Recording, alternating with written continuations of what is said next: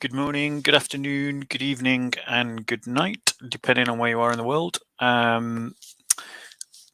Today, we're going to look at the discussion points that have been occurring within the whole Dawah circle and in the whole world of apologetics connected to the idea of whether the Quran is a preserved text or not. This all really started with Dr. Shabir Ali, who released a video a couple of weeks back in which he acknowledged something that Christians like Dr. J. Smith and people like Hatun Tash have been arguing for ages, which is simply the case that the claim that the Quran is a perfectly preserved book to the letter and the dot is a false claim. And the evidence doesn't support it. And for those of us that have been involved in this kind of world for more than a year, we know that that is very much what has been argued and debated and presented by Muslim apologists in various different formats, in which they've claimed that everything is perfectly preserved. Peace be with you, Tanya. Good to see you. Hope you're well. That has been a Muslim apologist claim. I know when I used to go to the masjid, that is the thing that was told to me. I'm well, Leo. I hope you're well as well. God bless you, bro. Peace be with you, Peter. And so it is something that we're going to look at now and discuss. Obviously, when someone like Dr. Shabir Ali comes forward and he acknowledges these textual variants, it's a big deal. It's a big deal because people like Ahmadidat, I remember reading his book, The Bible or the Quran, when I was first exploring Christianity and Islam and I was thinking about becoming a Muslim, that he argued that the Quran had been perfectly preserved for 1400 years and never been changed, not to a dot or a letter, and that every text of the Quran was the same. And that was also a claim that used to go along with that. And Jay, like a great missionary that he is, and missionary is not a dirty word for Christians, has been hammering at that lie for decades. And Dr. Shabir Ali has come out and confirmed, actually, that yes, not every text in the Quran is the same, that there are different texts. And then interesting, Dr. Yasser Kadi did an interview with Mohammed Hijab. Checks in the post, Mohammed, thanks for this. Who basically was asked a simple question. If I was to give you a blank mushaf, which is a text upon which the Quran is, a page material upon which the Quran is written, and you were to write down, would it be what was revealed? That was the statement. And Dr. Yasser Kadi simply said, it's not that simple. It's not that simple. But why shouldn't it be that simple? You know, if we are able to say that what we are reciting today is what Muhammad was reciting 1400 years ago, why is it not that simple just to write it down on a blank piece of paper? Dr. Yasser Kadi was very vehement. He was arguing the fact that the questions that are being asked in Western academia are not answered by the historical traditional narrative that we receive in the Hadiths. Okay. So in answer to your question, Agent, I think, yes, the apologists, and this is what we're seeing, is that basically the idea that it's simple as a recitation chain and a text that has been perfectly preserved, as if these two things are just mirrors of one another, is now demonstrably false. And I want to be fair to Dr. Shabir Ali and Dr. Yasser Kadi. They both believe that the Quran is perfectly preserved. They're not arguing anything different. But I think the thing is, they are acknowledging something that no longer can be denied because it has now been made public for so long and for so many people that the apologists within the Dawah circles are now having to address it. And so what we're seeing is, not for the first time, a collapse of the Dawah narrative and a retreat to something that is more academic. Just like they used to argue that our Lord was never crucified, and they've given up that lie, and now they accept that a man, a historical figure called Christ Jesus, was nailed to a cross. But now they're trying to say that he didn't die on a cross, he was just nailed to a cross. And so what I thought was, the thing that I found interesting was the bit that he was talking about, the idea that there is the questions being asked inside Western academia are not being answered by the traditional narrative. And so what that made me think was, I'll go back to some of the hadiths and just see what they say, and see if we can pinpoint why he was arguing that it isn't answering the questions of Western academia. Now, I've spoke with JC, and he says that I'm not interactive enough, so I'm going to be a bit more interactive. Okay, and it is, as you say, Zealous. It is exactly that. It's a case of, when they wear their hat of an academic, they say one thing. When they wear their hat of a pious Muslim, they say something else. Yasser Qadhi is on record as saying that he had made a decision as he entered into academia, saying that everything could be questioned except the Qur'an, that he wouldn't touch that. And he made that decision before any study. So, you know, when someone's making that decision, they're clearly saying, it doesn't matter what the evidence is, I'm going to not cross this red line. Yeah. So let us start, as we always do, in prayer. And there's no greater prayers than the prayers in the Bible. So in Psalm 27 we read, "The Lord is my light and my salvation. Whom shall I fear? The Lord is the stronghold of my life. Of whom shall I be afraid? When evildoers assail me, to devour my flesh, my adversaries and foes, they shall stumble and fall. Though an army encamp against me, my heart shall not fear. Though war rise up against me, yet I will be confident. One thing I ask of Yahweh, that will I seek after, to live in the house of Yahweh all the days of my life, to behold the beauty of Yahweh, and inquire in his temple. For he will hide me in his shelter in the day of trouble. He will conceal me under the cover of his tent. He will set me high on a rock. Now my head is lifted up above my enemies all around me, and I will offer in his tent sacrifices with shouts of joy. I will sing and make melody to Yahweh. Hear, O Yahweh, when I cry aloud. Be gracious to me and answer me. Come, my heart says, seek his face. Your face, Yahweh, do I seek.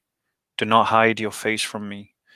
Do not turn your servant away in anger, you who have been my help. Do not cast me off. Do not forsake me, O God of my salvation. If my father and mother forsake me, Yahweh will take me up. Teach me your ways, O Yahweh, and lead me on a level path because of my enemies. Do not give me up to the will of my adversaries, for false witnesses have risen against me, and they are breathing out violence. I believe that I shall see the goodness of Yahweh in the land of the living. Wait for Yahweh. Be strong, and let your heart take courage. Wait for the Lord." So, no, I was reading from the NRSV on that one, Wedingo. So, I'm not even sure, what does Wedingo mean? Anyway, so moving on then. So I'm going to go through the hadiths, and I'm going to read the hadiths, and I'm going to put in my comments and my questions and my thoughts around it. Just to let you know, what I'll be reading is from Sahih al-Bukhari, as translated by Dr. Mohammed Mushin Khan of the Islamic University of Medina and Al-Munawwara. and published by Dar al-Hayat al-Sunnah, and the page numbers thus reflect this edition. So if you can't find it in your stuff, in the hadiths that you have on your bookshelves, don't blame me, blame the fact that the Ummah haven't created a standardized verse system like we did at the Reformation with our Bibles. Now, so let's start then. It comes in two phases. We've got the first one that happened under Abu Bakr, and then we have another one that happened under Uthman. And we're going to read the relevant hadith, and I'm going to give my comments on each hadith, and then I'm going to talk to you guys, and then I go back to the next one, and hopefully we'll get through everything. But if we don't, we don't, and I'll just pick it up at another time. Do keep me in your prayers, guys. I want to say to everyone, peace be with you, Akuma, peace be with you, Jay, peace be with you, Drummer Boy, peace be with you, Zealous, Princess Rainbow, peace be with you. Apologize if I don't greet you all, and for the moment, I'm just going to focus in on the presentation. So, narrated by Zayd bin Thabit, Abu Bakr as-Siddiq sent for me when the people of Yamama had been killed. Now, just stop for a minute. The death of the memorizers at the Battle of Yamama is what precipitated the gathering of the Quran into a singular copy, as we're going to see. And this does imply, therefore, that the Quran was seen by the author of this hadith, or at least he wished it to be seen, as being an oral transmission. Now, we've got to be fair when we go through this. I think we're going to see the fact that actually, you know, Muslim belief about the Quran being a memorized thing and about something that people had memorized is evidenced, and then you can extrapolate from that the idea of an oral transmission. The hadith goes on. Then Abu Bakr sent to me, "You are a wise young man, and we do not have any suspicion about you. And you used to write the divine inspiration for Allah's apostle." Stop. Now, this shows that the connection to the oral transmission that we've seen in the line above and the textual transmission of the Quran are codependent. That in fact the Quran was also a written transmission, and was written before it was an oral one in terms of the community. After all, after the crisis of Yamama, bearing in mind that there's a crisis that occurs at Yamama, the resulting desire is to gather and copy the Quran into a single text, rather than, which could have happened if the apologist narrative had any kind of truth to it, is just to resource and to develop schools of recitation. Clearly, earlier Muslims saw things differently from today's apologists. Muslims should be honest with themselves, and I ask this to any Muslim who watches this. When you learn the Quran recitation, do you use a text to help you? Why would that be any different from the past? The hadith continues. So you should search for the fragmentary scripts of the Quran and collect it in one book. Stop. Now, think about this. Why would you do this? Why would you collect the various fragments of the Quran into a single text if you could just sit down with one or two or even three people who had memorized the Quran, who had survived the Battle of Yamama, and just write down what they said? Why wouldn't you do that instead? It might take you a year, it might take you 2 years, but it'd be a done job. And now I believe, and correct me if I'm wrong, but Zayd bin Thabit is said to have had his own mushaf at this point in time. So he already had done this work as a private citizen, if I'm correct, and feel free to correct me if I'm wrong. So why didn't you just go, well, let's use this one? And so Abu Bakr and a number of other companions are all said to have had their own private copies of a complete Quran. So why didn't they just pick one of these up? It's an interesting question. And I think these are the kinds of questions that Yasser Qadi is referring to. And obviously you can come back and correct me if I'm wrong. why not just copy one of those, or even use a number of these different mushafs and a number of different reciters to create a standard version? After all, do not Muslims think that they can do this today? I mean, isn't that the claim of Adnan Rashid and Mansour and Mohammed Hijab? Wasn't that the presumption behind the question that Mohammed Hijab asked Dr. Yasir Qadhi? The fact that they did not do this suggests that A, earlier Muslims did not have a single autograph to work from. That's what it suggests. Otherwise, why didn't they use it? B, that they were not confident that all of the Quran had been preserved by the survivors of Yamama. Because if they had, why didn't they just sit two of them down and copy out what they said? And C, they felt that the Quran was in danger of being lost. I mean, why would you act this way unless you felt that something was in danger? And finally, D, that Thabit was or alternatively, Zayd bin Thabit was catastrophically lacking in lateral thinking to do what seems to be obvious if all the claims are correct. The hadith continues. By Allah, if they had ordered me to shift one of the mountains, it would not have been heavier for me than this ordering me to collect the Quran. Now this shows that Thabit was not aware that he owned a mushaf, or that Abu Bakr had owned a mushaf. Because again, why didn't he just say, well, I'll take yours and I'll take mine and we'll do it from that? This is a statement probably of piety, you know, this great sense of the gravitas of the work. I mean, let's try to be charitable. But it could also be a statement about he felt that the task was impossible. The hadith continues. Then I said to Abu Bakr, how will you do something which Allah's apostle did not do? Abu Bakr replied, by Allah, it is a good project. Stop. Think about that.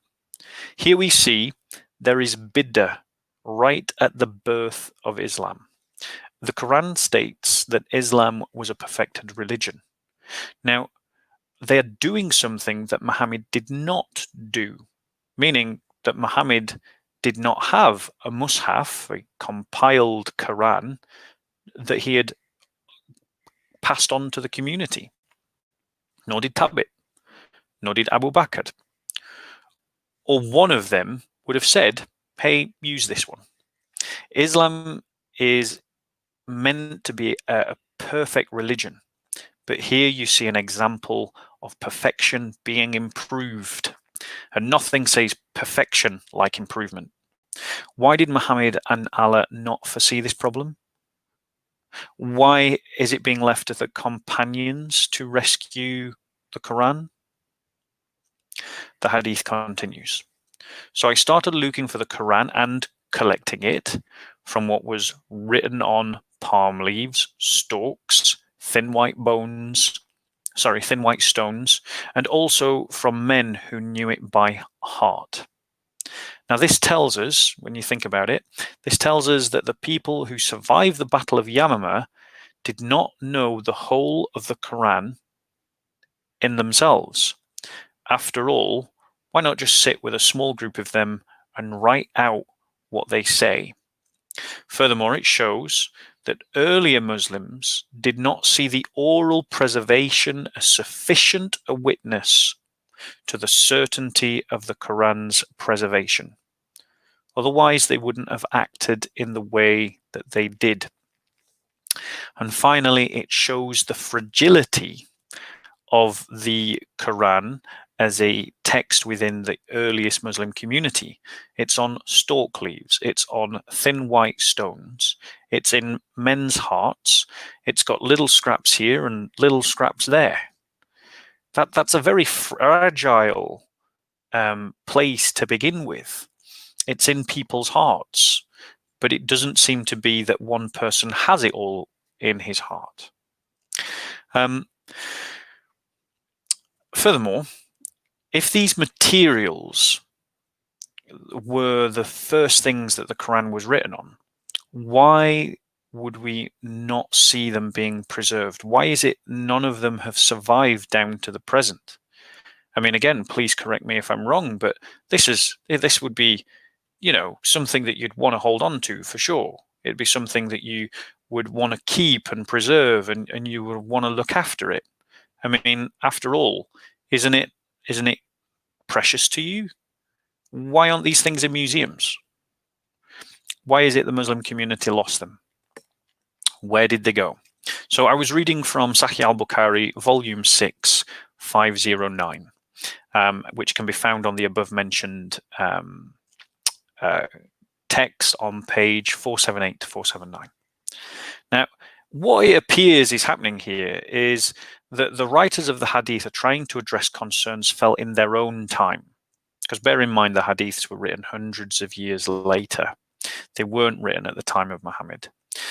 And certainly that the Quran, they were trying to offer certainty that the Quran was from Muhammad, answering the felt questions of how did we arrive at what was before us in the 9th century. It could be an attempt to justify recent to its own times attempts to standardize the Islamic text of the Quran. And there is certainly evidence that the Muslim community have attempted over history to try and standardize the text. Now, moving on. It is reported from Ali who said, "May the mercy of Allah be upon Abu Bakr, the foremost of men to be rewarded with the collection of the manuscripts, for he was the first to collect the text between two covers." Stop and think what you just heard. Now, taken at face value, this hadith seems to contradict the above hadith. If Abu really was the first to have a compiled Quran and not Zayd bin Thabit, why bother commissioning by Zayd bin Thabit at all to do the work? Why not just give him his codex and say, here, use this, and check it with some of the people who know it by heart? A reconciliation, of course, is possible. You could simply say that by the actions commissioned by Abu Bakr through Zayd bin Thabit, or being a credit to Abu Bakr in this hadith as being the one that first commissioned that kind of work. So, there's a workaround. And you get that from Ibn Abi Dawud, Kitab al-Masahif, page 5. It is reported from Ibn, and I'm going to slaughter this name unfortunately, Buraida, who said the first of those who collect the Quran into a mushaf, which is the Arabic equivalent of a codex, was Salim, the freed slave of Abu Hudahaifa. Yeah, apologies for my killing of Arabic names. Now here again, we've got a problem. If we have complete copies lying around, why does Zayd bin Thabit need to do what he is asked to do in the earlier hadith?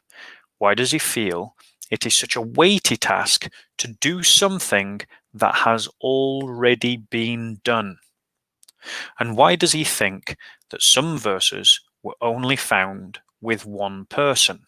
That's important. If you have other people that have a complete Quran, and then Zayd bin Thabit thinks that some verses have only been found with one person, well, that would suggest that they're not in the Qurans of these other people. Otherwise, they'd be found in two people, or with two people. If multiple codexes are available to make use of, if these codexes were reliable, why gather the original fragments? I think these are the kinds of questions that Dr. Yasser Qadhi was talking about. Now, these hadiths, I think, probably came later. Well, they definitely came later.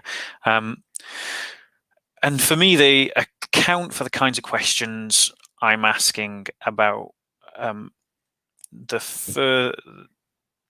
idea that the Quran is preserved at the time of the 9th century. I think that's the kind of question that they're answering. They're addressing those concerns. And Muslims were, as we'll see, were noticing differences. And so they were having to reconcile the reality of those differences by pinning it further back than the so-called Uthmanic standardized text. Okay. I'm just going to read my note there and just make sure that I've said what I wanted to say.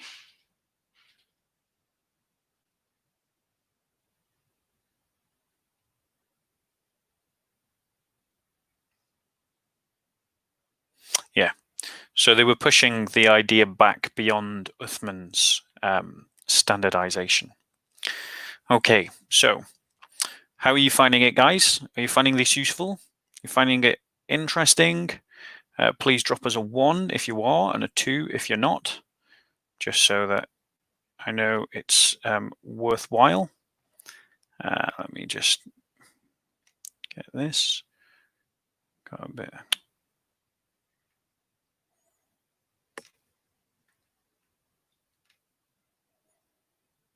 Right.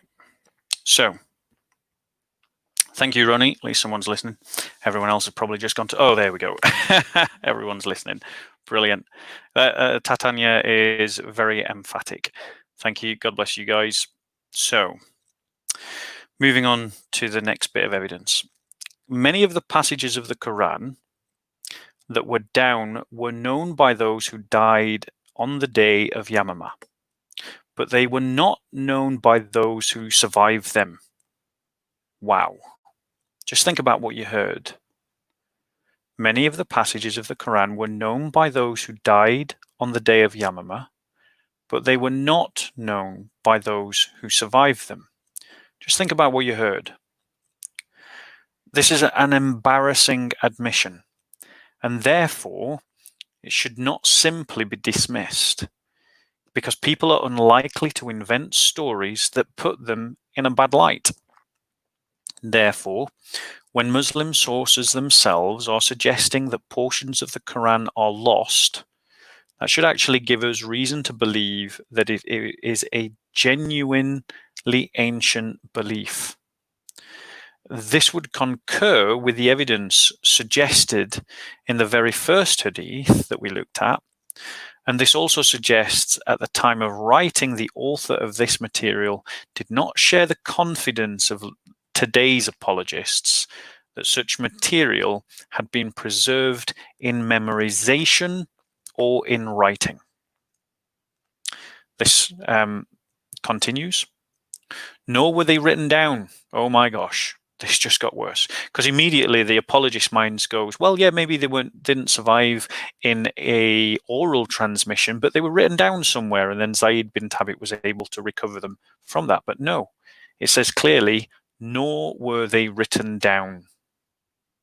Now, please note, the author here believes that it is necessary to say in writing, showing that early Muslims saw the preservation as a dual track.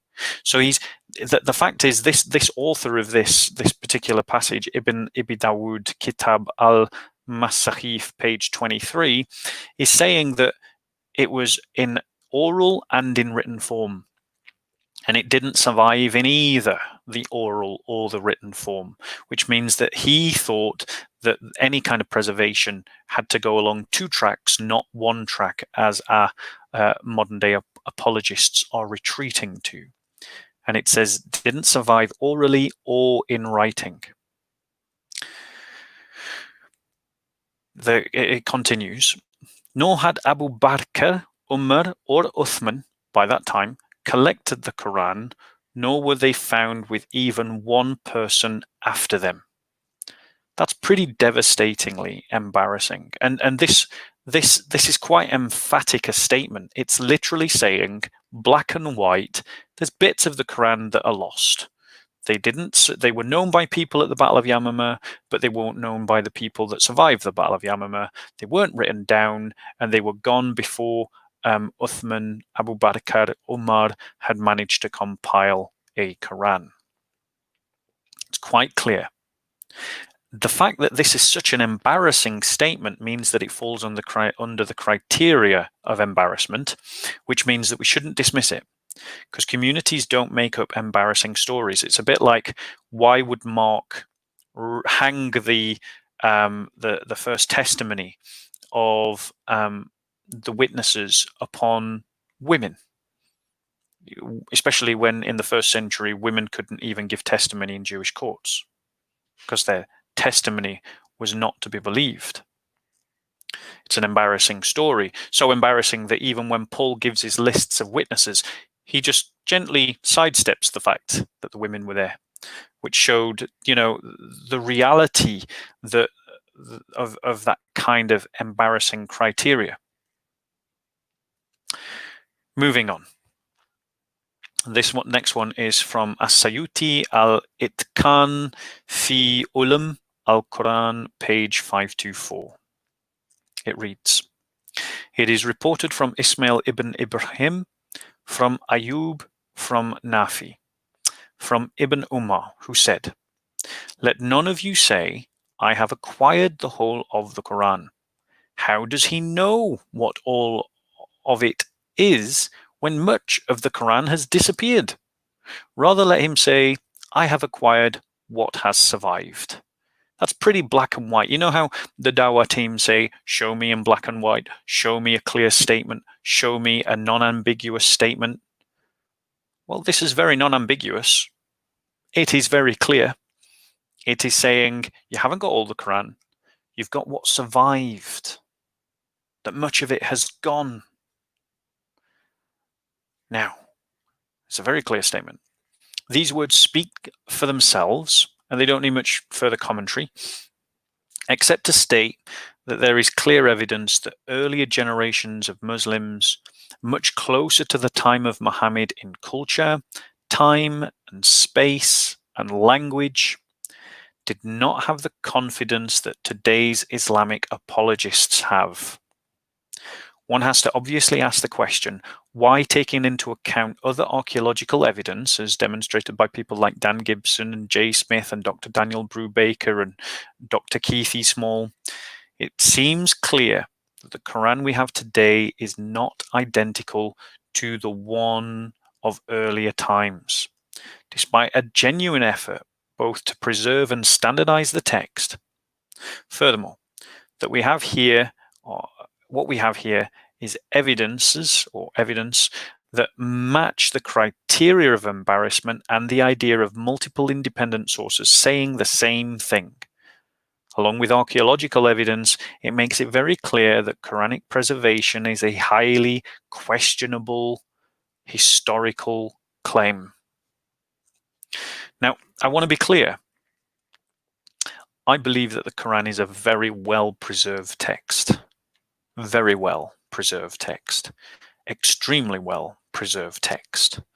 It's just not perfectly preserved. But the thing is, if your religion hangs on it being perfectly preserved, if it is even changed by 1%, it's out of the water. Adnan Rashid said that a preserved text itself doesn't prove that something is from God. But if a text claims to be from God, it should be preserved. Kind of paraphrasing Adnan Rashid there. But those words bite you in the ass when basically you've got strong evidence against the idea of a preserved text. Reading from Sahih al-Muslim, volume 2, Hadith 3421, found on page 740 of the above mentioned collection. Aisha, Allah be pleased with her, reported that it had been revealed in the Quran that 10 clear sucklings make the marriage unlawful. Then it was abrogated by 5 sucklings, and Allah's apostle died, and before that time it was found in the Quran. Before that time it was found in the Quran.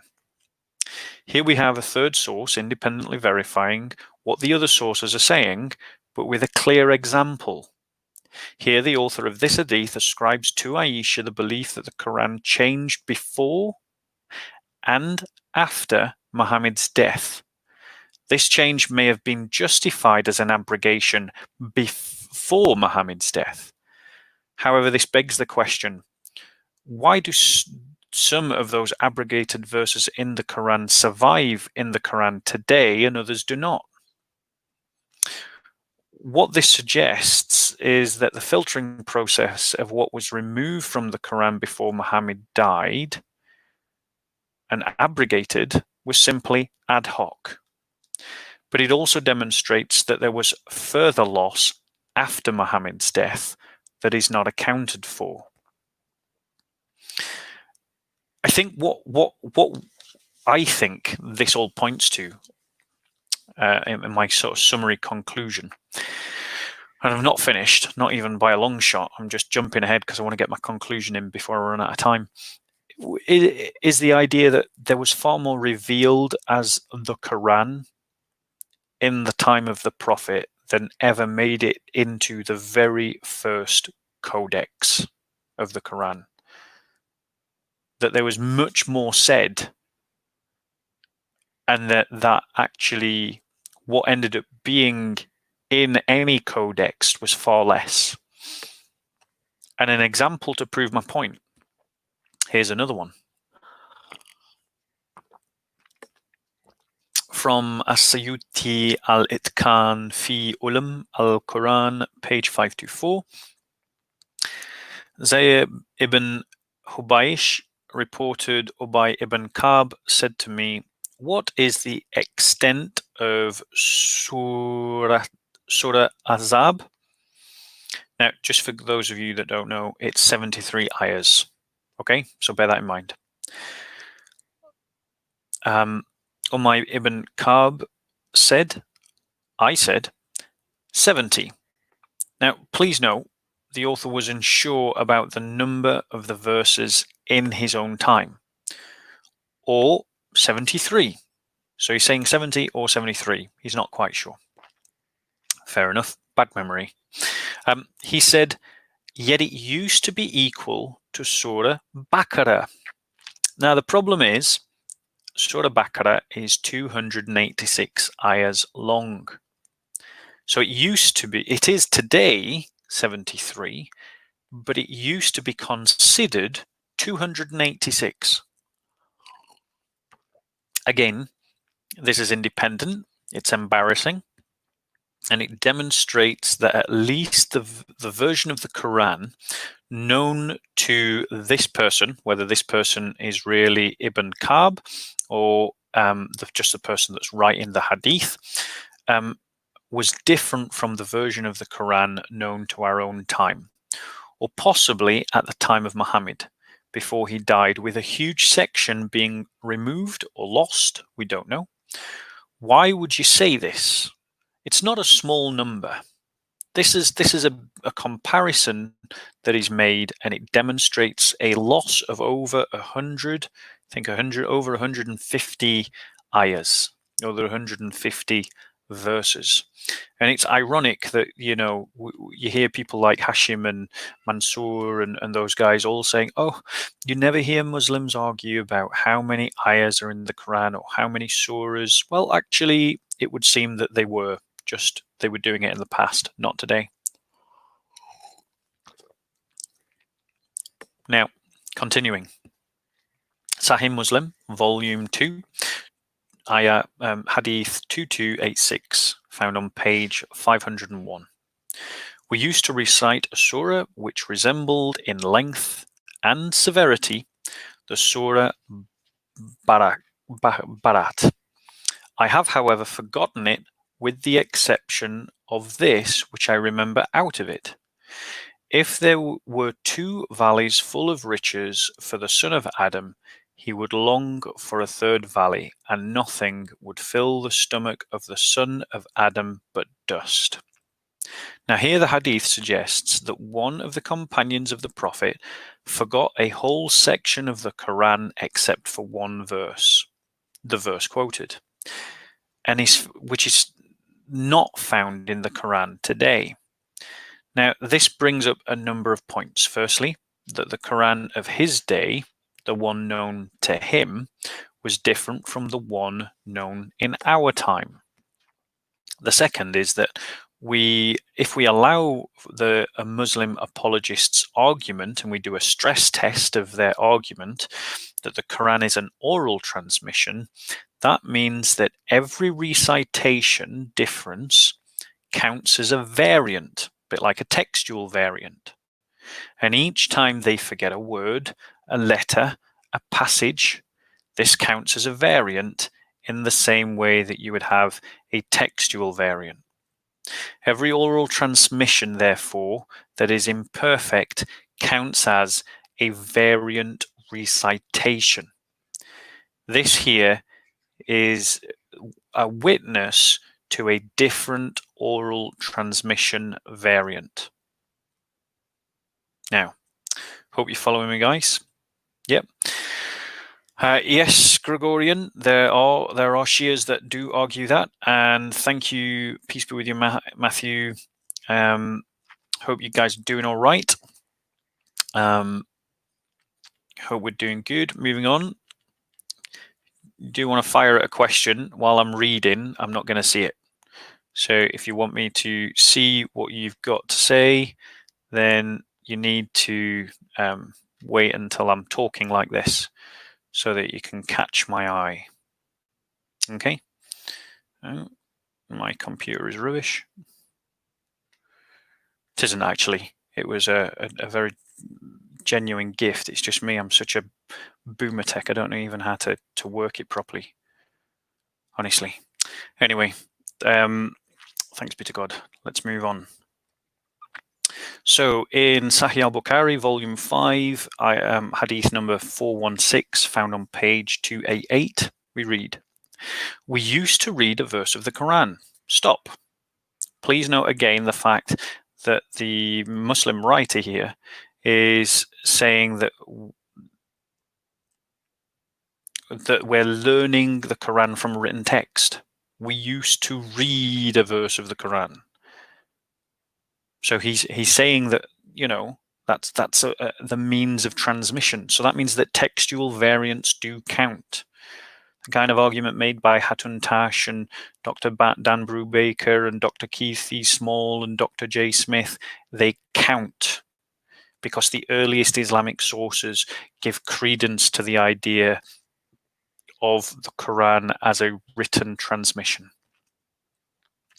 Revealed in their connection, it continues, but later the verse was cancelled. It was, "Convey to our people on our behalf the information that we have met our Lord and he is pleased with us and has made us pleased." Interesting verse. What's that talking about? Now here the hadiths are clear. A verse was being recited for the martyrs of the Ansari, 70 of them, which had been sent off by Muhammad to their deaths because Allah didn't bother to tell Muhammad that they were going to an ambush. And it was recited by Muslims in memory, so it's like a message. But it's not found in the Quran today. It's evidence that the earliest Quran is not like our modern Quran. Now, since martyrdom is a big part of Islam, just like it's a big part of Christianity, what theologically needs to be changed for this verse to be cancelled? Why did it get abrogated? These people were special martyrs. Were they special martyrs above other martyrs? It's not like it's teaching something that Muslims don't believe in, but yet it was abrogated at the time of Muhammad. So this is evidence to the thesis point that there was more of the Quran revealed at the time of Muhammad than we have in the books today. We can continue in Sahih al-Bukhari, volume 8, hadith 817, found on page 539. Allah sent Muhammad with the truth and revealed the holy book to him. And among what Allah revealed was the verse of Rajam. For those of you who are uninitiated, Rajam is the punishment for adulterers, and it's understood to be stoning. Now, just think for a moment what you've heard. It is said to be revealed by Allah as part of the book of Muhammad. That's what it said. It was understood to be the Qur'an at the time. As it says, Allah sent Muhammad with the truth and revealed the holy book to him, and among what Allah had revealed was the verse of the Rajam, which is the stoning of married persons, male and female, who commit adultery. Stop for a minute. Think about what you've heard. Do men and women still commit adultery? What's changed? Nothing. They still commit adultery. Was the punishment originally given imperfect and needed to be improved by a different punishment? Think about that for a minute, because of what comes next. Furthermore, many Muslims still practice stoning, and yet this is not what is prescribed in the Quran of today. For instance, the Hanafi school gives guidance on how best to stone people. No shit, guys. Sorry. No lie. That is actually, you actually get guidance on how to stone someone. There's a good way to throw a brick at someone's head, and a bad way to throw a brick at someone's head. Who would have thought? Now, but the hadith continues. And we did recite this verse and understood and memorized it. So they recited the verse and they memorized the verse. So they were treating it like the Quran. That means, therefore, it counts as a variant recitation. The hadith continues. Allah's apostle did carry out the punishment of stoning, and so did we after him. They witnessed that they practiced it. So just think what you've heard. They've witnessed that they practiced it, and by him, and then after him. One assumes that they practiced it after he died. So where is the verse of stoning in the Quran today? Where is it? It's not there. But it was treated like the Quran, and it was understood to be the Quran of its time. The hadith continues. I'm afraid, why would you... Now, sorry, I've not highlighted my notes to separate them from the text of the hadith, so when I catch myself, I'm having to change it. Right, hold on. Let me just correct that. Okay. I'm afraid, it said. So why would you be afraid if it was a deliberate act to remove it? The hadith continues that after a long time has passed, somebody will say, by Allah, we do not find the verse of Rajam in Allah's book. Please note, book, verse, recitation, read, memorization. Muhammad practices it, but it's not in the Quran today. Is this, and incidentally, is this not exactly what we find Muslims saying in the world today? That the Quran does not support the practice of stoning, so therefore we shouldn't stone people? The hadith was written in the 9th century, and in the 21st century we have Muslims arguing against stoning because they can't find it in the Quran. And thus they will go astray, leaving an obligation which Allah has revealed. So the writer of this hadith, whoever it was, understood that the practice of stoning was connected to the Quran. It was revealed, it was memorized, it was in the book. It's not there today. It was lost at the time, according to this hadith. It was lost way back at the time of the companions. Ibn Ishaq in Sirat Rasulullah in page 684 says this: verily stoning in the book of God is a penalty laid on married men and women who commit adultery. If proof stands or pregnancy is clear or confession is made. Clearly, at the time of Ibn Ishaq, at the very least, he felt that stoning was in the Book of God, or at least the one he was familiar with. So the obvious question is, where's the command to stone adulterers in the Qur'an today? Really simple question. If it's not there, then we've got an issue. So let's who's on with me. Peace be with you, Takia. Simon, we got to talk, bro. Who else have we got? Yeah. Okay, those are just statements. I'm going to press on.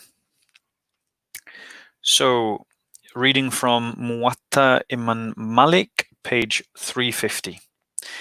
Ibn Shihab reported that a man in the time of the Apostle of Allah acknowledged having committed adultery and confessed it 4 times.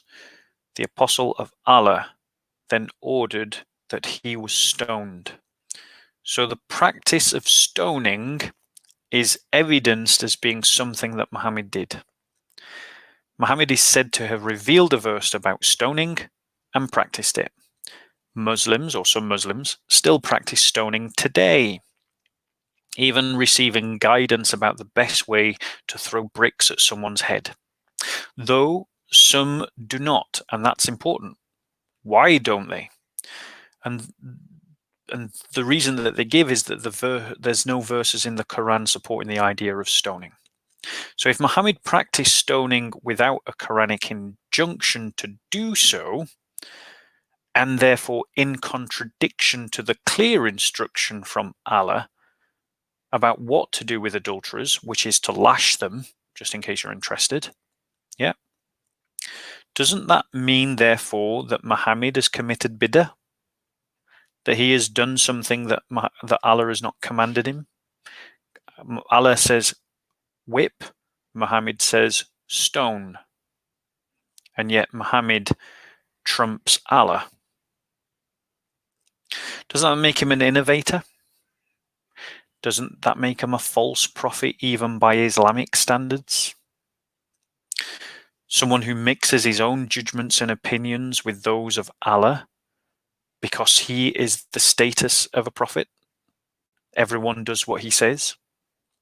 So we have multiple independent sources of Islamic tradition all testifying to the idea of stoning, but yet we have no Quranic injunction to do so. Conclusions. Muhammad gets to trump the Quran. Well, that doesn't work because that would be internally incoherent. The Quran at one time said stoning and now doesn't. Well, that's bad because that means the Quran's been changed. You choose.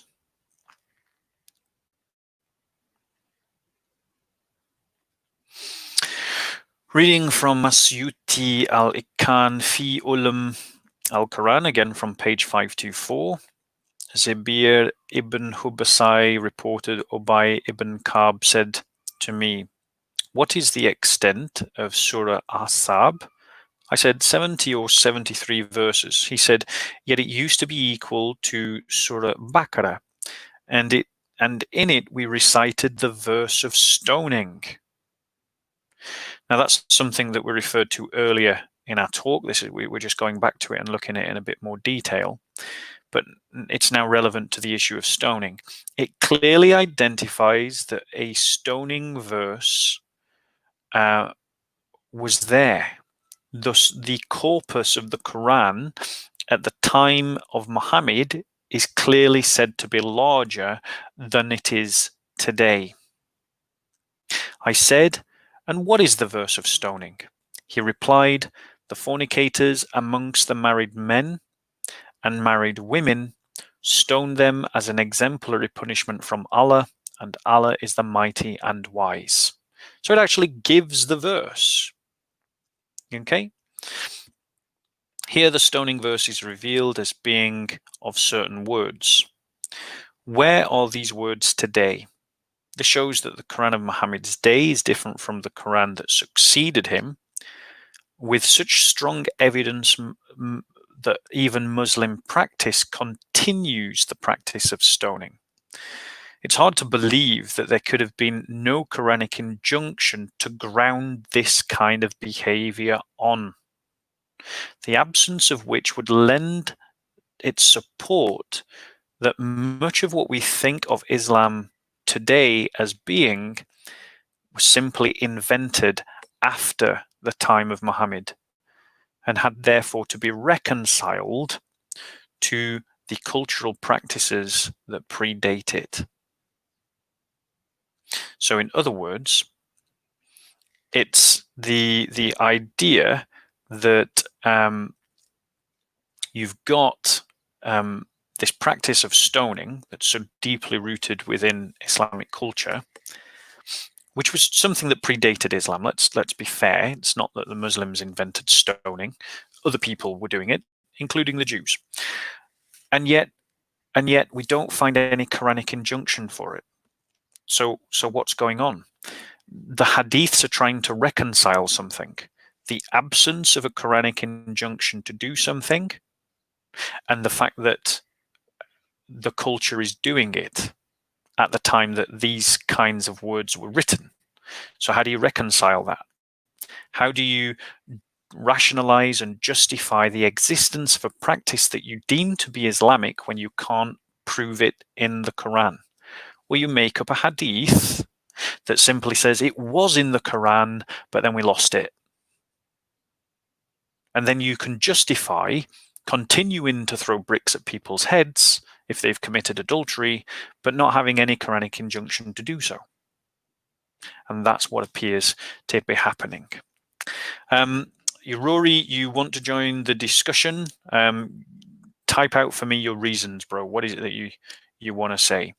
Can I bring the camera down a bit? You got tired of looking at my face? Hold on. Oh yeah, I see what you mean. As you can see, my great office is simply my bedroom. Right, so pressing on. Peace be with you guys. I hope you're all doing well. For anyone who's joined us, see we're at 50 now. Now, moving on. Reading from As-Sayuti. Oh wait, have we read that one? Yes, we have. So I hope you got that point, guys, because it's a really interesting point. This idea about the stoning, it's really interesting. It just seems to me that what's happening is stoning adulterers was a popular practice, probably would be today if you put it up for a vote. And it's got no Quranic justification. So hadiths had to be invented that simply say that it used to be in the Quran, but now we've lost it. Which is an admission that the Quran of yesteryear at the time of Muhammad or around his time was much bigger than what we have today. Carrying on, As-Sayuti al-Itqan fi Ulum al-Quran, page 528. Zayd bin Thabit and Sayyid ibn al-As were writing out the Mus'haf, the written codex of the Quran. And when they came to this verse, Zayd said, I heard the Messenger of Allah say, the adult men and women who commit adultery stone them as a punishment. Umar said, when it was revealed, I went to the Prophet and said, shall I write it? But he seemed very reluctant. That's fascinating, isn't it? Think about that.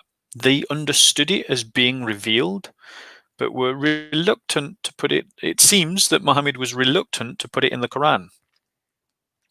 Here the witness seems to be that Muhammad was reluctant to have it written, implying that it was not written, but not saying that it was lost, nor saying that it was not revealed. However, it was revealed and it was recited. So it was recited but not written. However, now at the time of Umar and Zayd bin Thabit, it seems to be suggesting that they were editing the Qur'an. This may explain why it cannot any longer be found, but why it is said to be present by so many other witnesses. So they're saying that it was revealed, they're saying that it was recited, they were saying that it was known, but now this particular hadith is suggesting that it wasn't written. Or another possibility is that a later tradition is trying to account for the fact that something that was Islamic practice is not found in the Quran, and they're trying to explain that discrepancy away.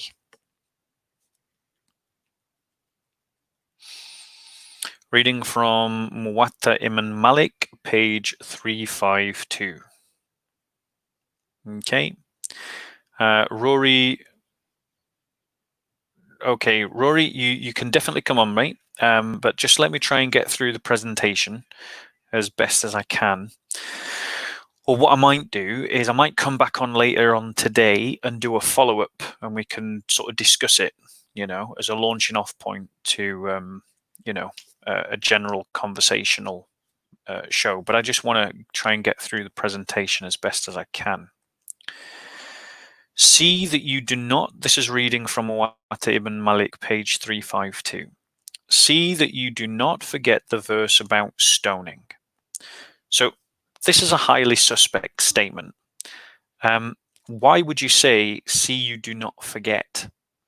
It smacks of later writers putting words into the mouths of past figures to account for their current prejudices and beliefs, i.e. stoning is good, stoning is justified, stoning is what we do. It's very convenient. Okay? It goes on and says, and say, we do not find it in the book of Allah. Here they are clearly grappling with a practice understood to be Islamic, but cannot be referenced in the Quran. The Apostle of Allah, may peace be upon him, had ordered stoning, and we too have done so after him. So it clearly again understood that the practice of stoning came from Muhammad and was practiced by his companions. By the Lord who holds the possession of my life, if people should not accuse me of adding to the book of Allah, I would have this transcribed therein. So adamant is the author of this tradition that he believes that he puts into the words of the character here who's speaking, which let's just have a look. Does it mention who that character is?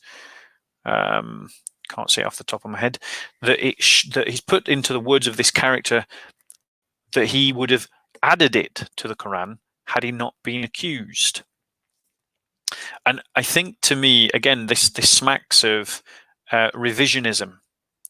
You know, it is a revisionist hadith that is accounting for a popular practice that is endorsed in Muslim circles, or was endorsed in Muslim circles, but can't be justified in the Quran.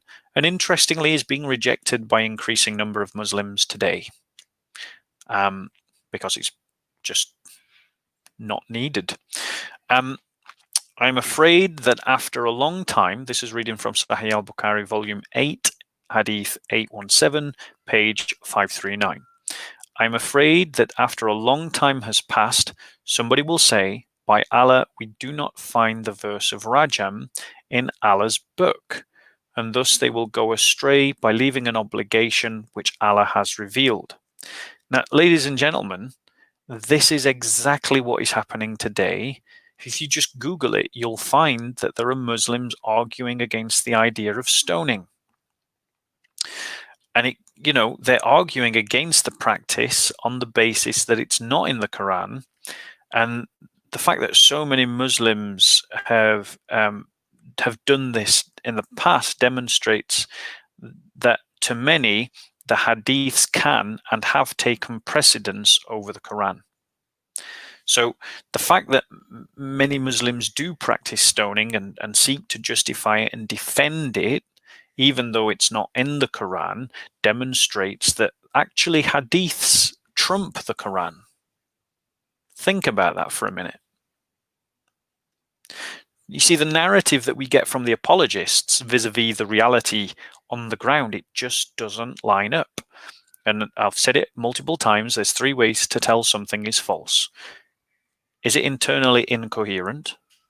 Does it contradict reality? Does it work in practice? And what we're seeing is internal incoherence, contradictions to archaeological evidence, and there's problems of practice. Not least being that if you get it wrong, you've killed someone who's innocent.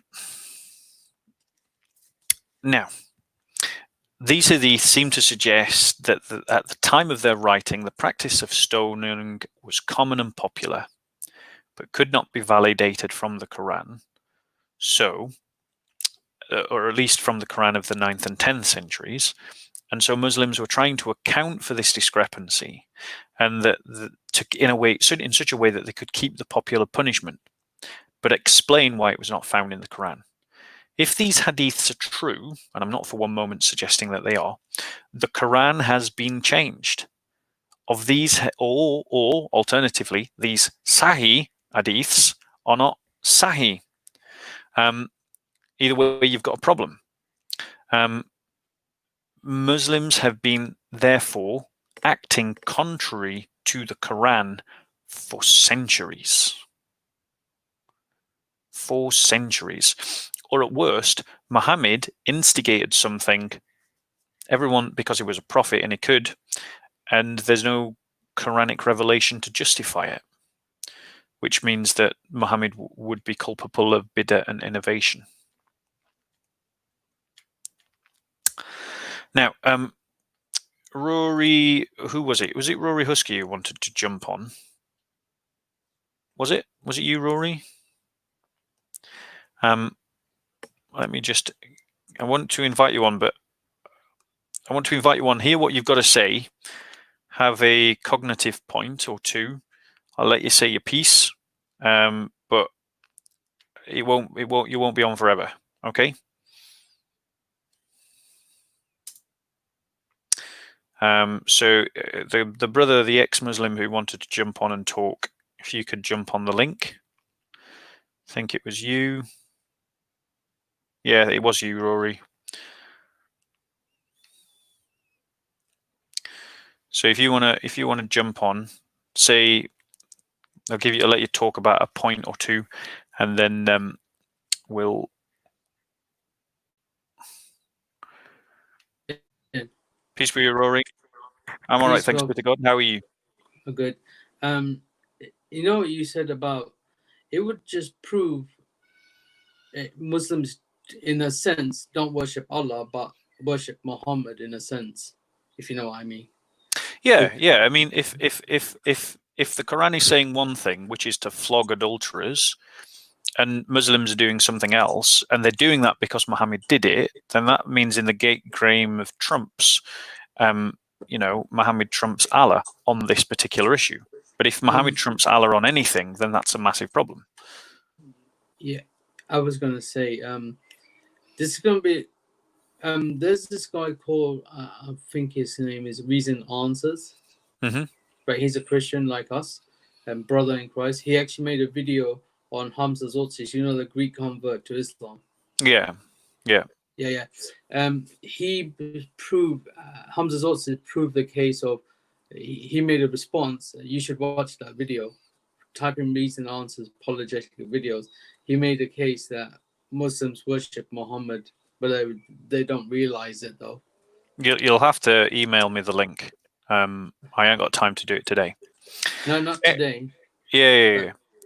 Anyway, bro, is there anything else you want to contribute before you go? Yeah, I was going to say we should do a live stream together responding to Dr. Zakir Naik, because I got passages that I want to talk about, that how Moses and Muhammad aren't alike. Like, for instance, it says... Okay, brother, we're not going to get off the topic. I'm talking about a particular thing. Anyway, send me your suggestion via email. I'm going to go back to the presentation now. Okay, brother? Peace of the Lord Jesus Christ with you. And also with you. God bless. So, Continuing with our discussion, reading from Sunan Abu Dawud, Volume 3, page 1114. Aisha said, "A man got up for prayer at night. He read the Qur'an and raised his voice in reading. When morning came, the Apostle of Allah said, 'May Allah have mercy on so-and-so. Last night he reminded me a number of verses I was about to forget.'" Stop. Just think about what you just heard. Muhammad himself is being reminded of the Quran. Now, if the source cannot remember it all, as in Muhammad could not remember it all, can we be sure that those who survived the Battle of Yamama did? Now, interestingly, there's certain logical questions that one has to ask of this this thing is, how do you know you're about to forget something? How do you know you're about to forget something? The statement itself is irrational. It seems to me that Muhammad, if this source is true, actually did forget and was genuinely reminded. Not that he was about to forget, he actually forgot. Now, it goes on, as it will continue. Sahih al-Bukhari, Volume 6, Hadith 509 and Hadith 511, found on page 478. I found the last verse of Surah Al-Tawbah, repentance, with Abi Kuzamai al-Ansari, and I did not find it with anybody other than him. Stop for a minute. Think about what you just heard. If he had died at the Battle of Yamama, would this verse be in the Quran today? Therefore, how many other verses were found only with one person amongst those who died at the Battle of Yamama? This shows that there was neither a complete memory of the Quran in one person, because this verse was only found with one person, which means that it wasn't with any other person, which means that every other person had a recitation variant. Nor was it found with a complete mushaf, because if it was found with one person, why wasn't it found in a mushaf? Otherwise, the checking and the editing would have been very different. The verse is, "Verily there has come to you an apostle from amongst yourselves. It grieves him that you should receive any injury or difficulty," till the end of Baraha. Continuing. Ibn Abi Dawud, Kitab al-Musahif, page 11. Khuzamai ibn Thabit said, "I see you have overlooked 2 verses and have not written them." They said, "And which are they?" He replied, "I had it directly, automatically or spontaneously from the Messenger of Allah."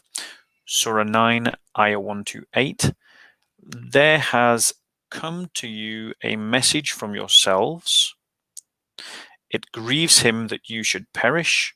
He is very concerned about you. To the believers he is kind and merciful," to the end of the surah. Uthman said, "I bear witness that these verses are from Allah." Stop. Think about what you just heard. Here we see that mistakes were being caught by Zayd bin Thabit in the process of the creation of his own edition of the Quran. Now, this means that mistakes could be made. So that begs the question, what about all the mistakes that were not spotted? If other mistakes can be made, because we've got evidence that mistakes were being made, how do we know that all the mistakes were spotted? Now, it seems that what is happening is that the Quran, in quote marks, was like a shattered pot with lots of different pieces in different places, and that the first Muslim community has been captured in people's memories and in various disparate written materials, possibly amongst other writings that could be confused with the Quran, that were not actually the Quran, and that the compilation was an exercise in trying to identify what sayings and what material constituted the Quran, as opposed to just any other kind of saying that Muhammad had said, because if you believe the Hadith, he said a lot. Each statement had to be witnessed to as being from Allah, which means that if this is the case, the whole of the Quran is dependent upon the construction of the Islamic community at Muhammad's death and not upon Muhammad himself. Did you catch that? If it is a case that Muslims are having to cipher and filter what constitutes the Quran from what does not constitute the Quran, amidst all the things that Muhammad said, then it is the Muslims who succeeded Muhammad that have defined for us what is the Quran and not Muhammad.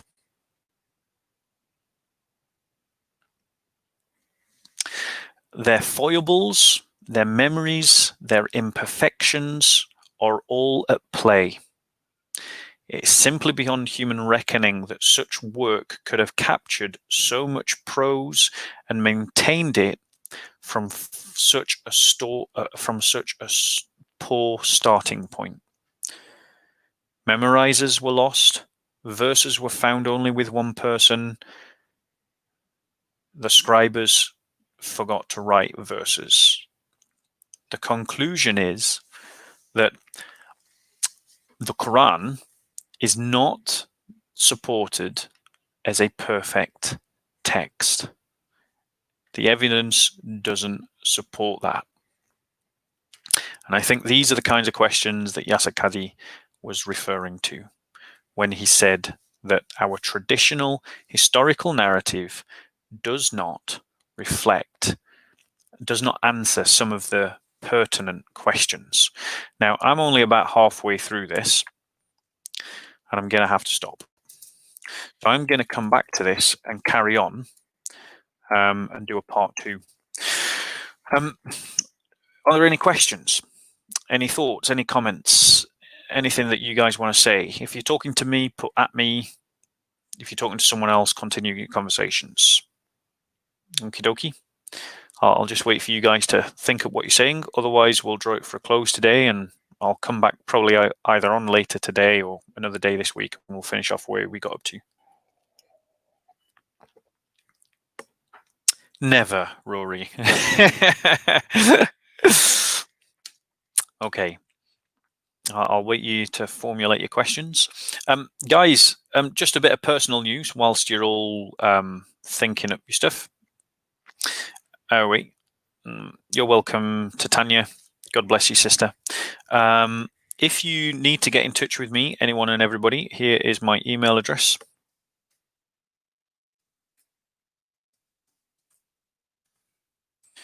If you need to drop me an email, that's the place to do it.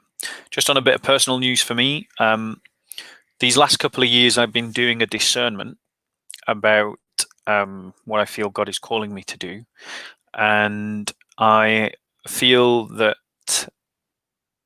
it has been confirmed that I should continue as an evangelist in the way that I am doing and have been doing, but now go towards doing it full time. So I have a steering group, as you do, people to hold me accountable, both for how I spend my time and how I spend money. And in the next couple of months, I am looking for those who want to enter into a covenant relationship with me, basically who are willing to tithe in my direction so that I can have a wage to commit myself to this kind of work on a full-time basis. And that's the idea. That is the idea. And the aim is to do this by January. The steering group has 5 people on it from different backgrounds, including one pastor. and they have authority to decide what is my kind of wage, and then to scrutinize and sign off on the books to make sure that I'm being responsible with cash. So what I'm now looking for from anyone who watches this video is people who are willing to enter into a covenant partnership. And that would mean essentially people who are willing to faithfully tithe £10 or £20 towards me, that collectively would pour into a pot that would give me a monthly wage, and that monthly wage would then allow me to live here in London whilst being an evangelist around the city, and then through all the social media with all the other people that I'm talking to. Which is why when I first debated Mansour, I said I was a tourist, because I was here to test something. And really, it seems that the timing was in God's good timing, that Jay was leaving and that I entered the corner at that pretty much exact moment. And this kind of work has been a blessing to you guys. I know, I get the testimonies, an encouragement to Christians. We've seen people become Christian through the work that we're doing, and now I'm looking to push into it full time. And during this furlough, this lockdown, I've actually been doing it full time, because I've been on lockdown, on furlough, receiving 100% of my wage, but for 0% of the work. And instead, I've been doing more of this kind of stuff. A lot of it not on camera, actually. Like 90% of what I do is off camera. And you guys have interacted with me, many of you. So I would like to invite you who are Christians, who are in a position to do so, to prayerfully consider the possibility of entering into a covenant relationship with me, starting in January, tithing in my direction, as I say, £10 or £20 a month, so that I can pull that together into a wage that has been set by my steering group, and they will overlook the accounts and sign them off every 4 months. I'm going to be building a website, and we'll talk about how this goes forward. And then I'll be that paid missionary that I'm often mocked for being, even though I'm not. And I've been doing it all these good couple of years from goodwill, with a lot of goodwill from you guys. I mean, there have been people sending gifts and showing their support. So we appreciate that. And I want to say thank you to everyone who's supported us thus far. By the way, I am also just filling space, waiting for you guys to think of questions on the topic. So if you got a question on full-time on the actual topic, do drop it in. So yeah, I'm also looking for people to join into prayer circles and to pray with us in this, and people who are interested in setting up groups of people to pray for the conversion of souls, to pray for the conversion particularly of Muslims, and particularly of Arab Muslims, who I have a lot of love for and who I want to see come to the knowledge of salvation. That's why I've started learning Arabic. So you'll see that come out in the future, though I'm a long way off. I've only just started. Second run up to Arabic. Okay, guys, I have filled the airspace for a good couple of minutes. I've updated you all. If you've got any questions, drop us an email. But there is no questions coming through the live stream. Please tell me, like, I know, just as a way of rating it, how useful you found today out of 10, 10 being very useful, 1 being not useful, where you put this live stream so that I can get some feedback about if it's the right kind of content that I should be giving to you guys. And yeah, hopefully it'll help me to improve each time we do stuff like this. So, and then after I've seen your feedback, we'll bring it to an end. So if you could put that down for us. Thanks, Ranch.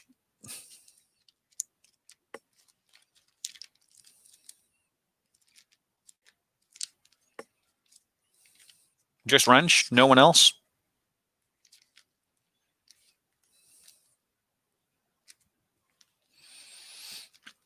Zealous Christian, Bob is not a number. So just Ranj and Tony. No one else has an opinion. Okay.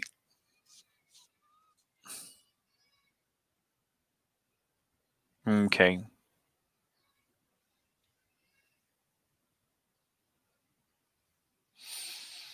Okay, so most of you, Snow Leopard 22 is not 1 out of 10. Some of you are bad listeners. Okie dokie. Right, we'll be doing a bit more on this later. I've taken a note of where I've got up to. But let's just close down this session again with a psalm. To you, O Lord, I call, my rock. Do not refuse to hear me. For if you are silent to me, I shall be like those who go down to the pit. Hear the voice of my supplication as I cry to you for help, as I lift up my hands toward your most holy sanctuary. Do not drag me away with the wicked, with those who are workers of evil, who speak peace with their neighbors, while mischief is in their hearts. Repay them according to their work, and according to the evil of their deeds, repay them according to the work of their hands. Render them their due reward, because they do not regard the works of Yahweh, or the works of his hands. He will break them down and build them up no more. Blessed be Yahweh, for he has heard the sound of my pleading. Yahweh is my strength and my shield. In him my heart trusts. So I am helped, and my heart exults. With my song I give thanks to him. Yahweh is the strength of his people. He is the saving refuge of his anointed. O save your people and bless your heritage. Be their shepherd and carry them forever. So just to let you know, guys, I'm trying to do more live streams going forward, so they'll be shorter, but hopefully more often. There may be another one later on today. I want to wish you all a lovely afternoon, a lovely evening, a lovely morning, or a lovely night, depending on where you are. And we'll speak again soon. God bless.